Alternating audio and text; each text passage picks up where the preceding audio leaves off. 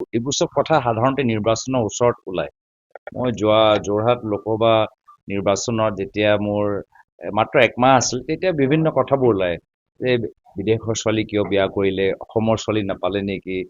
এই নিৰ্বাচনৰ ওচৰত এইখিনি কথা ওলায় আৰু এইবোৰ চব আৰু মছলা কথাবোৰ ওলায় আৰু। কিন্তু এবাৰ দেখিছোঁ নিৰ্বাচন আহাই নাই, 1 বছৰ আছে, এতিয়াৰ পৰাই বিজেপি এই ধৰণৰ কথাবোৰ আৰম্ভ কৰিছে। কিবা এটা ইংগিত তেওঁলোকে মানে ৰাইজৰ যে তেওঁলোকৰ প্ৰতি মোহভংগ হৈছে, এই ভয়ে লৈ আজি তেওঁলোকে এইবোৰ ধৰণৰ কথা যুক্তিহীন কথাবোৰ ক'বলৈ আৰম্ভ কৰিছে। ৰাষ্ট্ৰীয় সংবাদ মাধ্যমত এটা চৰ্চা হৈ আছে যে আপোনাৰ পত্নীয়ে আইচিছৰ লগত মানে ঘনিষ্ঠতাৰে কিবা কাম কৰিছে, সেনেকুৱাও এটা চৰ্চা হৈছে। মানে যদি মোৰ পত্নী পাকিস্তান এজেণ্ট, মই ইণ্ডিয়া এজেণ্ট আৰু ইণ্ডিয়াই জিকিব। যদি তেওঁ ISI মই হ'ব। এইবোৰ চব মই মানুহৰ বিবেকৰ ওপৰত মোৰ সম্পূৰ্ণ বিশ্বাস আছে আৰু মানুহো জানে মই জনসাধাৰণৰ ওপৰত এৰি দিছোঁ।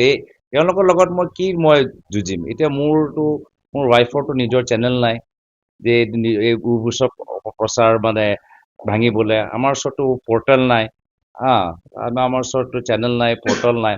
যিয়ে নহওক আমি ৰাইজৰ বিবেকৰ ওপৰত আমি এৰি দিছোঁ, ৰাইজে ভালদৰে জানে। আৰু মই ভাবিছোঁ ক'ৰবাত মুখ্যমন্ত্ৰী অলপ শংকিত হৈছে নেকি। আজি কিবা মৰ্ণিঙত টুইট কৰিছে, মই দেখিছোঁ যেতিয়াৰ পৰা তেওঁলোকৰ দলৰ ভিতৰত নতুন সভাপতি আহিছে, তেওঁ নিজৰ গাদীৰ প্ৰতি অলপ শংকিত হৈছে নেকি।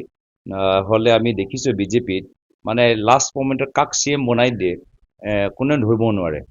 দিলীপ শইকীয়া ডাঙৰে এতিয়া অসম বিজেপি ভাবি CM প্ৰাৰ্থী নেকি, সেইটো লৈ মই ভাবিছোঁ মুখ্যমন্ত্ৰী অলপ শংকিত হৈছে। তেওঁ এই মাটিৰ সম্পৰ্ক বহুত ডেফেমেশ্যন কেছবোৰ এইবোৰ চব দিল্লীৰ চব কাণত পৰি আছে। তো কোন দিনত তেওঁৰ নিজৰ চকী থাকে নাথাকে সেয়া লৈ শংকিত হয়। এতিয়া ছিংগাপুৰৰ পৰা তেওঁ বা ক'ৰবাৰ তেওঁ টুইট কৰি আছে আৰু মোৰ ফালে পৰা শুভেচ্ছা থাকে।